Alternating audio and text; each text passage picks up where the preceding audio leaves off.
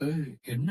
எனக்கு பயமா இருக்கு. அதே பயம்தான் எனக்கும் இருக்கு. சமாளிக்கலாம். என்ன பண்றது? இந்த பாரு, நியூஸ்ல கம்பெனி பேர் வந்த விஷயம் தெரிஞ்சு பாட்டி உங்ககிட்ட ஏதாவது ரியாக்ட் பண்ணா கூட, நீதான் எல்லாத்துக்கும் காரணம் சொன்னா கூட நீ அமைதியா தான் இருக்கணும். ஓகே?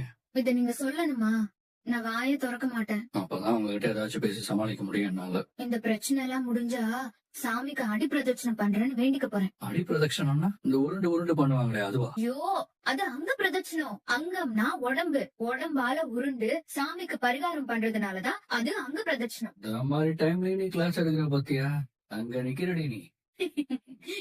சரி, மூஞ்சி சீரியஸா வச்சுக்க. சீரியஸா தான் வச்சுக்க சொன்னேன். இப்படி குரங்கு மாதிரி வைக்க சொல்ல. அப்படியா இருக்கு? ஆமாவா, எதையும் கண்டுக்காத, நான் பாத்துக்கிறேன். ஆய் தாத்தா, ஆய் பாட்டி.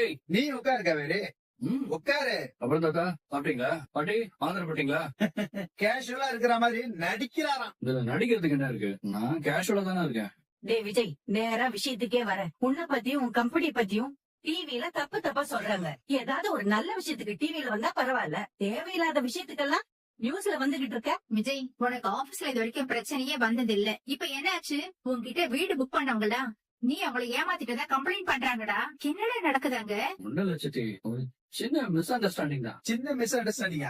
இவங்க எல்லாருக்கும் எதுவும் தெரியாதுங்களா தம்பி? கன்ஸ்ட்ரக்ஷன்ல அங்க ஒரு வேலையுமே நடக்கல. அத பாத்துட்டு காசு கொடுத்தவங்க பிரச்சனை பண்றாங்க. டிவி நியூஸ் வரைக்கும் நியாயம் கேட்டு போயிட்டாங்க. என்ன விஷயம் இதெல்லாம்? நம்ம கம்பெனி இப்படி ஒரு தப்பு நடந்தவே இல்லையே. நான் எதை வேணாலும் பண்ணிப்பேன், ஆனா வேலையில நீ சொத பண்ணேன்னா என்னால மன்னிக்க முடியாது. பல வருஷமா நம்ம பிசினஸ் ரன் பண்ணிட்டு இருக்கோம். நியூஸ்ல மக்கள் நம்ம கம்பெனியை பத்தி தப்பா பேசுற அளவுக்கு போக விட்டுதே. இதனால எவ்வளவு லாஸ் ஆகுன்னு நான் சொல்லி உனக்கு தெரிய வேண்டாம். நீங்க என்னங்க, அவன் தினமும் ஆபீஸுக்கு போய் இந்த தப்பு நடந்த மாதிரி பேசிட்டு இருக்கீங்க. அவன் தான் ஆபீஸ் பக்கமே போறது இல்லையே. அவளுக்கு அவன் பொண்டாட்டி வீடும் அவங்க வீட்டு பிரச்சனையும் தானே முக்கியம். உனக்கு குழந்தை பிறக்கும் போது விஜய ஒண்ணு இல்லாம ஆக்கிட போறையே. என்ன பாட்டி பேசிட்டு இருக்கீங்க? ஆமாண்டா, நான் என்ன இல்லாததையா சொல்லிட்டு இருக்கேன்.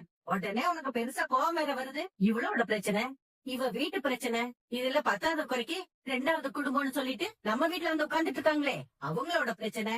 இது எல்லாத்துலயும் மொத்த நேரத்தையும் செலவு பண்ணி பிசினஸ்ல இப்படி கோட்டை விட்டுட்டு நிக்கிற. இன்னைக்கு என்னாச்சுன்னு பாத்தியா? உன்னோட கன்ஸ்ட்ரக்ஷன் வாசல்ல நின்னு மக்கள் நியூஸ் சேனலுக்கு பேட்டி கொடுத்துட்டு இருக்காங்க. கொடுத்த படத்தை திருப்பி கொடுன்னு கோஷம் போட்டுக்கிட்டு இருக்காங்கடா. இதெல்லாம் யாராலன்னு நினைக்கிற? இவளாலேயே இவ குடும்பத்தாலையும் தானே. இவளும் இவ குடும்பமும் உன் தலையில ஏறி உட்கார்ந்து உன் பிசினஸ் ஒண்ணு இல்லாம ஆக்கிட்டாங்க. இப்போ பாட்டி, எங்க வீட்ல பிரச்சனை இருந்ததுதான். ஆனா அவங்களை இங்க கூட்டிட்டு வரணும்னு நான் நினைக்கவே இல்லையே. அது விஜய் எடுத்த முடிவு. நான் அவர்கிட்ட அதெல்லாம் வேண்டாம் தான் சொன்னேன். வெண்ணிலா விஷயத்துல நடந்ததெல்லாம் என் கையில மீறின விஷயம். அதுக்கு வேணா நான் மன்னிப்பு கேட்டுக்கிறேன்.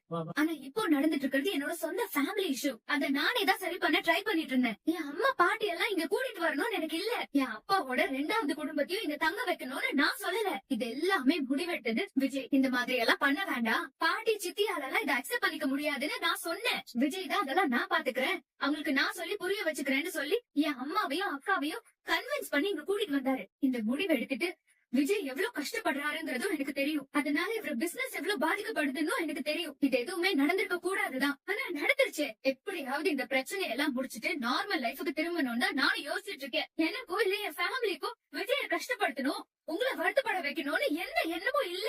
தயவு செஞ்சு என்ன அந்த மாதிரி மட்டும் ப்ளேம் பண்ணாதீங்க. நீங்க பல முறை என்ன இந்த மாதிரி சொல்லிருக்கீங்க. அப்பெல்லாம் நான் அமைதியா தானே இருந்தேன். ஆனா அமைதியா இருக்கிறது நான் உங்க ஸ்டேட்மெண்ட் எல்லாம் சரின்னு நினைக்கிற மாதிரி இருக்கு. அப்படி இல்ல பாட்டி. நான் சத்தியமா விஜய்க்கு கஷ்டம் கொடுக்கணும்னு நினைக்கல. அதே சமயம் என் அம்மா அக்காவுக்கு ஒரு பிரச்சனைன்னு வரும்போது அவங்களை எப்படியோ போட்டுன்னு விட்டுட்டு என்னோட வாழ்க்கைய நான் வாழ்றேன்னு என்னால யோசிச்சு கூட பார்க்க முடியல. என் அப்பா பண்ண தப்பால இங்க பாதிக்கப்படுறது ஏன் ஃபேமிலி தானே. அவங்களை என்னால அம்போன்லாம் விட முடியாது பாட்டி. இந்த பிரச்சனைய முடிச்சு வச்சுட்டு என் அம்மா அக்காவை அவங்க வீட்டுக்கு அனுப்பி வைக்கதான் நானும் ட்ரை பண்றேன். அதுக்கு கொஞ்சம் டைம் எடுக்குது, இதுதான் உண்மை. விஜய் பிசினஸ் கெட்டு போகணும்னு அவரை அசிங்கப்படுத்தணும்னு எல்லாம் நான் யோசிச்சதே கிடையாது. இதெல்லாம் நான் ரொம்ப நாளா சொல்லணும்னு நினைச்சிட்டு இருந்த விஷயம். இந்த நேரத்துல இப்படி சொன்னது கூட சரியா தப்பான்னு எனக்கு தெரியல. மனசுல பட்டுச்சு, நான் சொல்லிட்டேன்.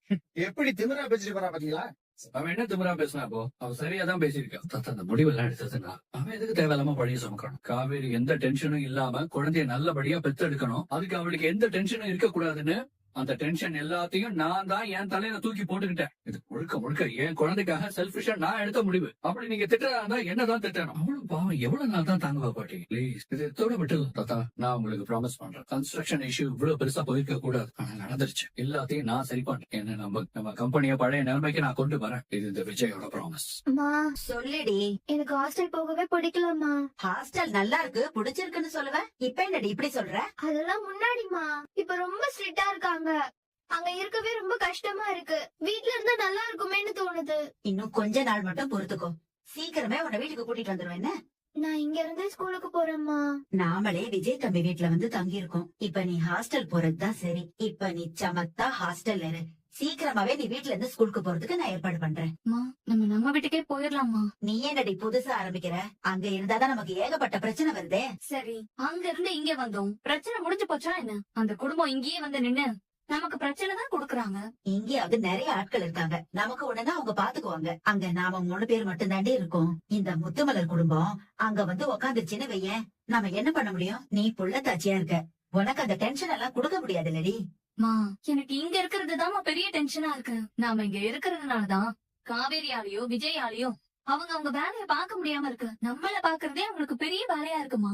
அவங்க எதுவும் சொன்னாங்களா என்ன? அவங்க எதுவும் சொல்லல, ஆனா விஜய் வீட்ல பேசிக்கிறாங்க. நம்ம வீட்டு பிரச்சனையில விஜய் பிசினஸ் ஒழுங்கா கவனிக்கலன்னு, அதனால நிறைய நஷ்டம் வந்துச்சுன்னு அவங்க வீட்ல பேசிட்டு இருக்காங்க. அப்படியா? ஆமாமா, அவர் எப்பவும் நம்ம பின்னாடி சுத்திதான் பிசினஸ் கவனிக்க முடியலன்னு சொல்றாங்க. இது நல்ல கதையெல்லாம் இருக்கு.